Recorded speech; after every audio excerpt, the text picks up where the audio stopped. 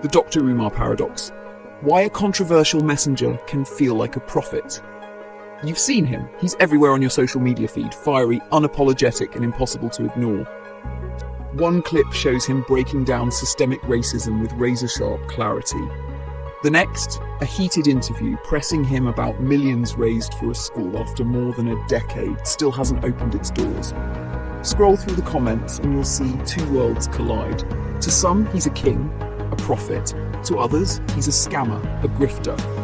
And you're left asking yourself, how can a man surrounded by so much controversy, accusations of fake credentials, questionable fundraising, even charging $500 for a lunch date, command such fierce loyalty?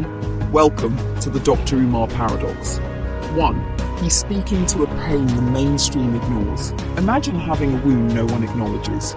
You scream about it, you protest, but the world shrugs, or worse, tells you you're imagining it.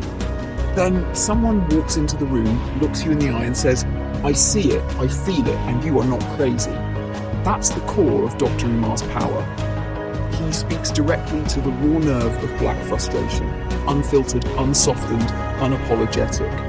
While mainstream leaders tread carefully, smoothing their edges for palatability, Umar picks up a hammer and smashes into the issues. Systemic racism, the collapse of the black family, the feeling of cultural siege. For his supporters, this isn't just rhetoric, it's relief. It's the validation of being seen and heard after generations of silence. 2. He sells a powerful, unbuilt dream, the Frederick Douglass Marcus Garvey Academy. To critics, it's proof of the scam. 10 plus years of fundraising with no real school to show, cash apps, donations, and that infamous $500 lunch pitch. But to his supporters, the dream itself is the product. The school is more than a building. It's a symbol of self-sufficiency, independence, and liberation from a failing system. They don't see delays as proof of failure. They see them as evidence of the system's opposition. By donating, they believe they are not just funding Umar. They are buying a stake in a revolution. 3. In a fight, you don't always get a perfect soldier.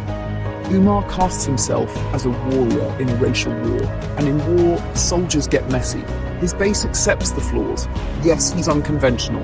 Yes, he's brash, but he's fighting for us. Every controversy, every attack, every critique, ironically strengthens him, because each one is reframed as proof.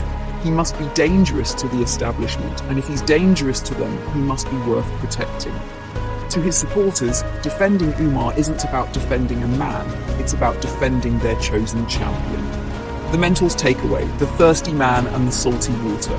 Picture a man dying of thirst in the desert, hand him salty water and he'll drink. For a moment it feels like salvation, but the salt only makes him thirstier. The black community is thirsty for authentic leadership, thirsty for solutions, thirsty for someone who says, I see your pain. Dr. Umar's words, his fire, his vision, quench that thirst, at least for the moment. But the controversies, the school, the money, the spectacle are the salt. To critics, the water is poisoned.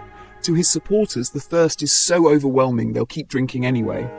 And that is the Dr. Umar paradox. Because in the end, this isn't just about him. It's about us. It's about a community searching for salvation and the risks we take when we're desperate to be heard. The real question isn't whether Umar is a prophet or a profiteer. The real question is, how do we learn to quench our own thirst without drinking the salt?